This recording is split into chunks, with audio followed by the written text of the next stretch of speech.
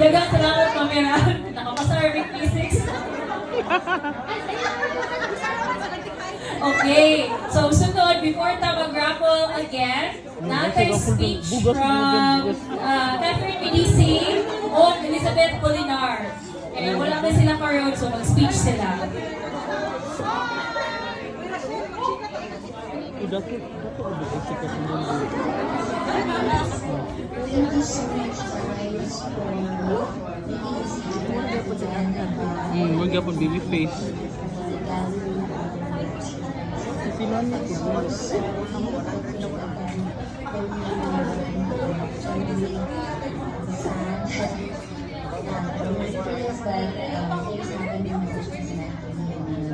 But anyways, thank you so much, and I can see you back there guys in Cebu. If hindi man tayo magkita or magkita na si Mom, please say hi to me. And please enjoy my mobile bar and drink responsibly guys. Drink responsibly. Thank you so much to everyone who's back in high school. Thank you for being there, and I miss you guys a lot. Best of all, I Kung kulutak na si Javier. Ipagtago kung tayo pamatiran. Pagkaman ako direct. Ano, so good na meron. The session mo. Okay na mga tugra ko. Basta mag-inom ka. And Yan told me to say something, what's my best memory, what's something memorable during my high school years. Of course, it's all of our intramurals, they're all memorable.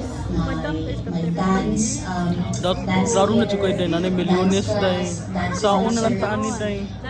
Leading the Manila, it's all memorable, but what's very memorable with me is during my second year high school when we were playing water balloons with our uniform after dismissal. For me, it was very memorable because it was one of my fun moments in San Carlos Girls High with my friends, and we were all free-spirited and we were just like 6 years old, getting wet with the water balloons. And yeah, that's it.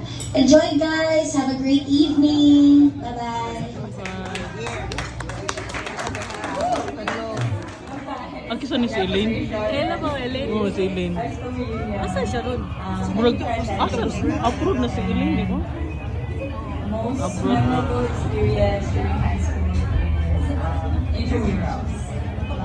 We go to high school. Oh, si Edith. Dance competition. Sino pa si Edith? Everyone is coming together. So,